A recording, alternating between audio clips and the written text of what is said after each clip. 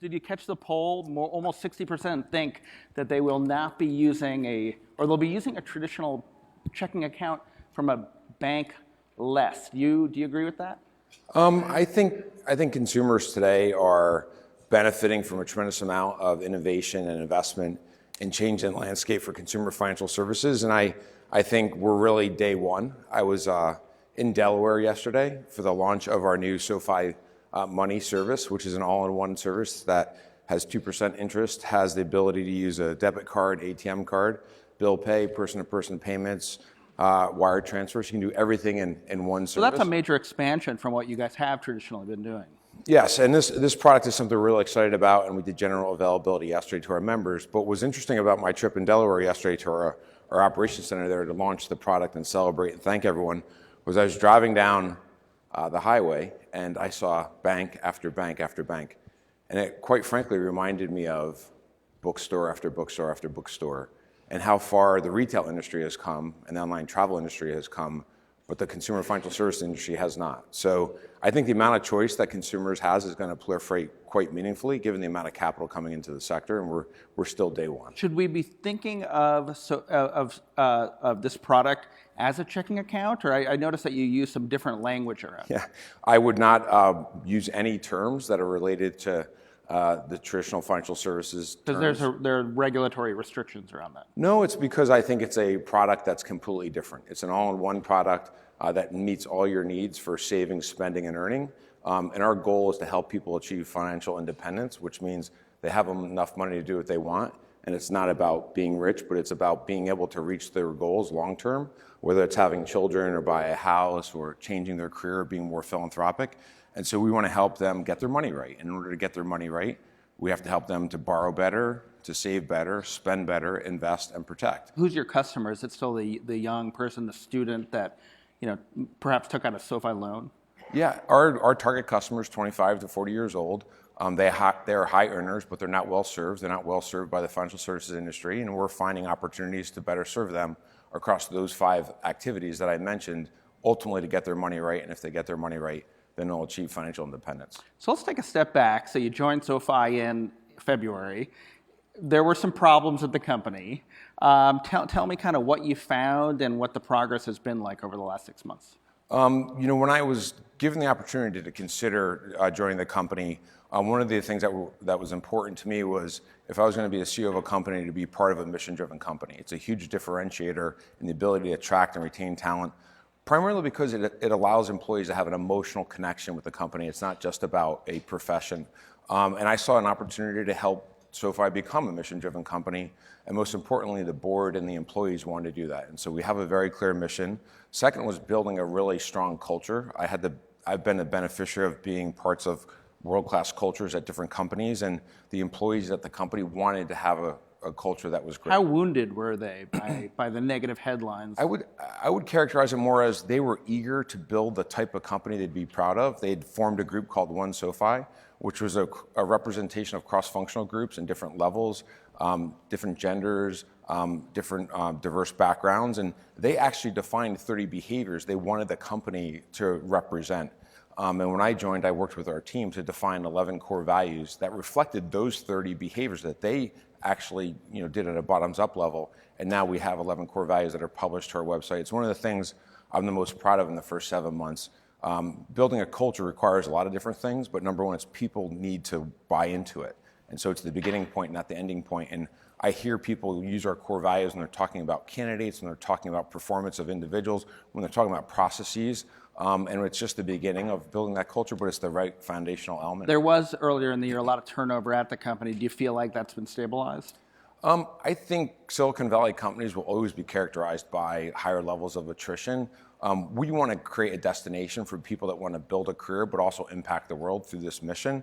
And I think you'll continue to see things change. We're launching a significant number of products. SoFi Money is just one of the products across borrowing, saving, spending, investing, and protecting that we're launching. We have a wealth product that's going to migrate to being an investment product with single stocks and Bitcoin and some SoFi branded ETFs. Get to that, yep. And so we have to add new talent. And We have to add talent that is ahead of where the company's scale is. So that's going to drive change. I feel really happy about the fact that we've added 10 key executives to our management team.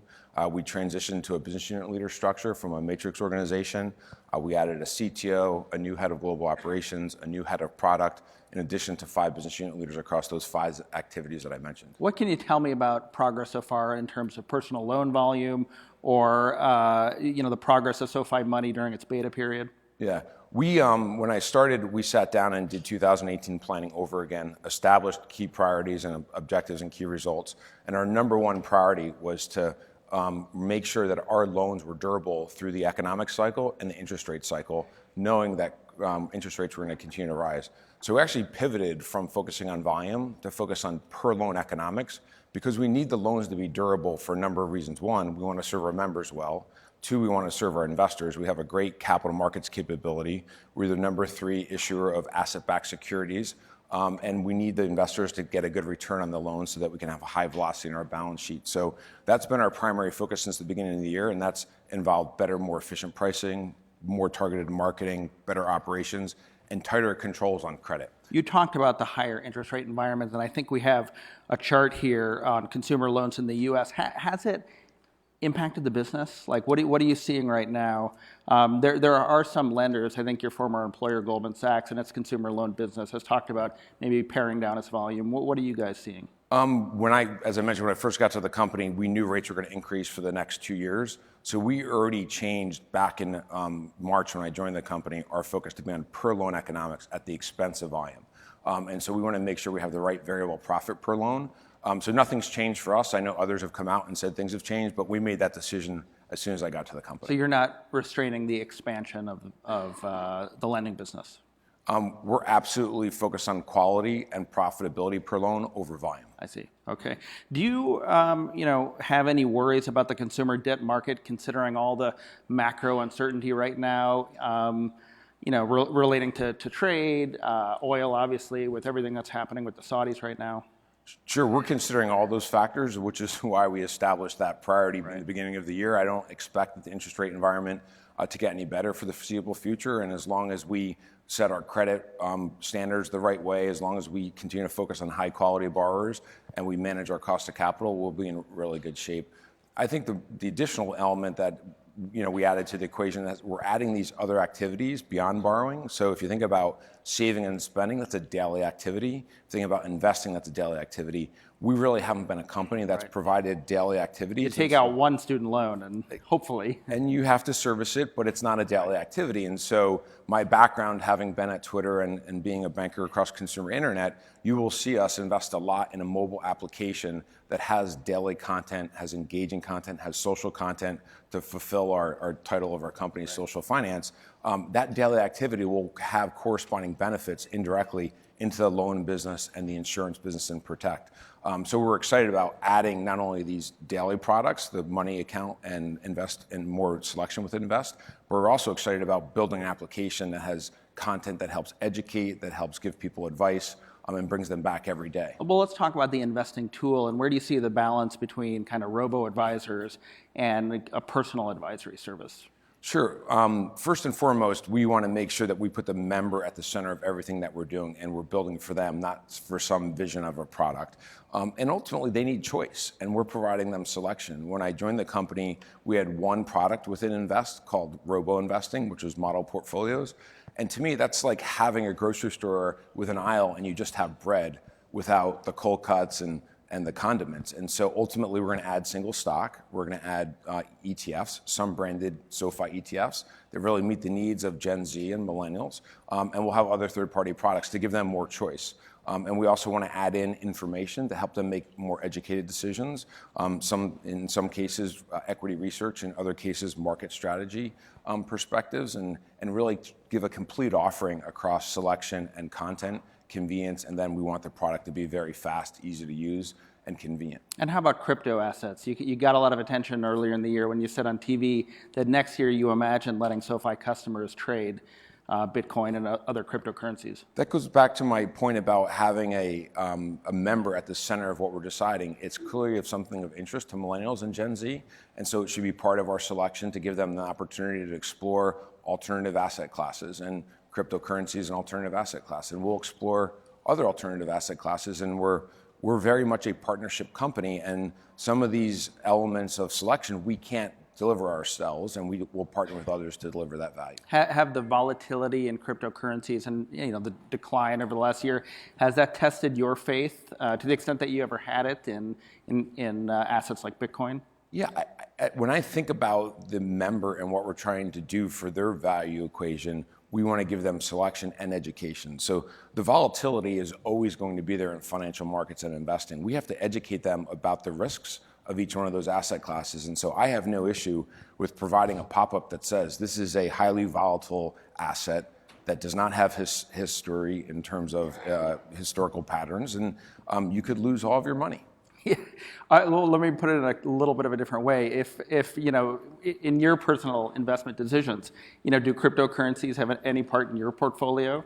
I do own cryptocurrency, and the thing I love about it is very early. There's a lot to be learned, so it's a very small percentage of my overall holdings, and that's what I would recommend to anyone. Something that is this volatile and that is this unproven, that it is a small piece of your overall portfolio and something that you can live with if for some reason it does not retain its value. We have another chart here, student debt at a record high.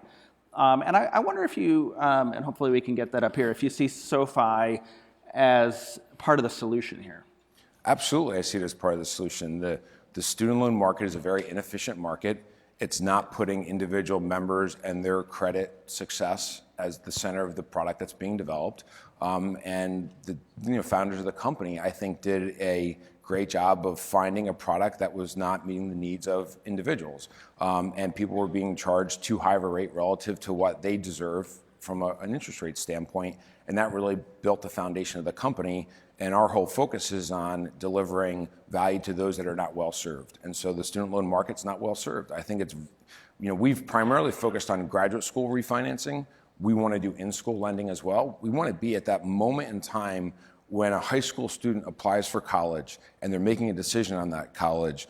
What are the choices that they're making? What's the average income of a graduate from that university or that college? What's the average income of a person with a specific major that they're interested in? And then how much debt could they really afford? I think it's unbelievably unfair to an 18 to 19-year-old that needs to take out student loans and finance their education to let them take out hundreds of thousands of dollars of student loan debt when their goal is to have a job that may only pay $50,000 or $60,000 a year because that's what they want to do. The challenges of them ever paying off the debt are going to be quite significant. My younger brother at 47 years old still had $67,000 of student loan debt from 1994 when he died a couple of weeks ago. And the funny thing is none of it was funny, but the irony of it was I was in his apartment with my older brother going through all of his belongings, and there were a bunch of bills, and we're going through it, and what do I find but an envelope from Mahilo, a student loan servicer. I didn't know my brother still had $67,000 of debt since 1994. Well, I'm very sorry to hear that. My condolences. What needs to happen, though, to lower this fever line?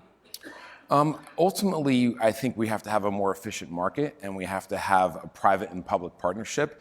And I know the administration is thinking about ways to have a private and public partnership. I think we can play a hand in that, and we really want to, not just in servicing our members, but providing a more stable foundation overall for our members, but also the world at large. You compare traditional banks to bookstores, obviously kind of an ominous metaphor for them. And yet, I think we have another chart here showing Fintech's growing presence in personal loans. Why, despite all this innovation, why haven't we started to see any disruption? Why aren't there fewer bookstores right now, so to speak? Yeah, the point I want to make sure that was clear on that is innovation is a requirement for survival. And there have been many of traditional retailers that have innovated and have thrived through the last 20 years of the commercialization of the internet and digital distribution. And I think one of the reasons why consumer financial services hasn't made as much of a transformation and innovation is capital. The fact that we were able to raise as a company from our origin $2 billion of capital is a huge competitive advantage. I can think of less than 5 companies that have ever raised more than $2 billion of capital as a private company. One of those is Amazon, one is Airbnb, one is Uber, and one is SoFi.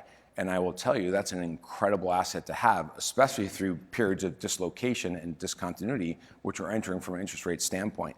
But when I looked at SoFi, I spent a lot of time of really thinking about the dynamics and why no one has leveraged a broad-based technology platform to drive the type of innovation that Amazon has in retail or Priceline or Expedia has in travel. And the number one thing I observed is you need a significant amount of capital. I use this analogy that the company put together the two required elements to do something that's really hard to do, break the sound barrier. So I was a mechanical engineering major undergrad, and you have to build a vehicle that can actually move fast and have a turbine engine that can drive the type of speed to break the sound barrier. And then you need a resource, a really high octane fuel. Well, we have $2 billion of capital, and that's our fuel. And the founders and the company built this enormous capability, which is last year generated $13 billion of loan volume, processed that loan volume with automated credit approvals, with an operation that officially met the needs of the consumers, with a high enough quality that they could then distribute those loans to capital markets. And so it's a very unique asset to have, and I think that's the difference between getting from one product to a whole line of products that services the range of products that the member wants across borrowing, saving, spending, investing, and protecting. And so a lot of the monoline companies, they never got to that point where there's enough lifetime value because they didn't have the capital to bring in all those other products. You've mentioned Amazon a few times. It's another company with a lot of that high octane fuel on its balance sheet and customers that appear to want to follow it everywhere. And there have been rumors of Amazon getting into the consumer banking business. Do you think they will one day be your competitor? I don't have a perspective other than for us to be successful, we have to define a very unique consumer value proposition. We use the term job to be done. Our job to be done is help people get money right. We think we can differentiate across fast selection, content, and information. And we're going to leverage a term we use internally called the financial services productivity loop to win. And I think if we do all of that well and execute, it's ours to win. So do you think they're getting into your business? To repeat my question. But let me say this. There are much bigger, more successful financial services companies than I see Amazon being in the next 10 years that I should be worried about. But we can't focus on that. We have to focus on what the member wants and our ability to deliver that value proposition. I believe in my heart that our success is 100% dependent on our execution. We have the resources, we have the brand, we have the people, and we have the capabilities. So I want you to help us cue up our day, because we're spending the day talking about the intersection of money and tech. And a lot of the companies in fintech seem to be starting to look alike. Everyone sort of started in their narrowly defined lanes and now appear to be getting into each other's businesses, as you guys are doing with SoFi Money. So what's happening? Why are we seeing this kind of great convergence in fintech? I can't really talk to the specific strategies or motivations of other companies. But I think there's an enormous industry that hasn't really innovated, and there's a lot of capital looking for another area to invest from an industry standpoint to drive returns. And this is one of the few industries that hasn't made the transformation like others. So there's a lot of capital coming in, and when companies get a lot of capital, they have to find ways to deploy it in new investment areas. The reason we're going after it is primarily because we think we have a position of strength. We have an orientation on members, not customers. We know those members want to get to this point of financial independence, and we think the best way to get there is to help them get their money right. And you can't do that if you're only focused on one product. Do you think we're going to see a shakeout as a result of the convergence? I think there are some very well-funded companies that can exist for a very long period of time before we have a shakeout. It's a question of how they deploy their capital. If I reflect back to 99 and 2000, the biggest mistake companies like Webvan, who raised, I think, in memory about, actually they may have raised more than $2 billion of capital now that I think of it, so that would be the fifth. They deployed their capital very quickly and imprudently and put a cement block around their neck and had a huge fixed cost. And the market turned. And they ran out of capital. Even with the market turning, that wasn't the mistake. The mistake was not putting themselves in a position when the market turned to survive. eToys did the same thing. Amazon didn't, and many other companies didn't, and they made it through that time period, and they were left standing when there wasn't a lot of well-capitalized companies. So, as long as the companies that have been able to raise capital, that have reached billion-plus valuations, manage through the cycle, they will continue to be able to build a value proposition. I will tell you, I actually want all of the companies to be successful, and that may sound counterintuitive, What I was taught a long time ago from someone much more eloquent and successful than I'll ever be, that you want your house to be the cheapest house on the block because you're comped against everyone else. And so I hope everyone else is successful. Who told you that? That was Hank Paulson's advice. Okay. So what I would say is there's second order effects when an industry starts to transform and has innovation. If you think about like our process to fund loans, it takes us 14 days to approve and fund a student loan, 7 days to fund and approve a personal loan. I want that to be 14 and 7 seconds. What does it take to get to 14 and 7 seconds? It takes industry transformation. It takes second order effects. It takes companies like Corvo and Plaid and Finicity and all these intermediaries that are providing the pipes and the ability for us to use APIs to make faster decisioning. If you think about ID and you think about income verification, which we do, which is a big differentiator for us, we want to do ID verification, income verification, and fund under cash flow. Well, how do you actually build that information quickly and efficiently? Well, there's companies that are going to be formed that actually allow us to do that, just like they have in other industries. If you think about the travel industry, there used to be this thing called a GDS, a global distribution system.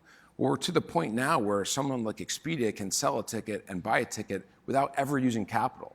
Imagine the day when I could fund a loan and distribute the capital without ever actually borrowing it from someone else. And that can happen via blockchain. So I look at all these different areas of second order effects that haven't been impacted in this industry, and that's going to make it better for all of us. So I want all of the companies to be successful because if they are, that'll invite more entrants as intermediaries, which will drive second order effects, which will make it more efficient for us so we can get to that point where we fund a loan and approve it in 14 seconds. And my analogy is, in 1999, if you bought something online, doesn't matter who it was from, it took about 7 to 10 days to get it. Now it takes less than 7 hours. All right, Anthony, last question since we are out of time. A SoFi IPO, is it on your radar at all? I remember Mike Cagney talking about that as early as 2015. It's not a priority. Right now, we're really focused on making sure we build out great offerings for our members across those 5 areas that I mentioned. We want to make sure that we have success in those areas and have the economic foundation to keep investing. And because we have the capital, it's not something that we have to focus on right now.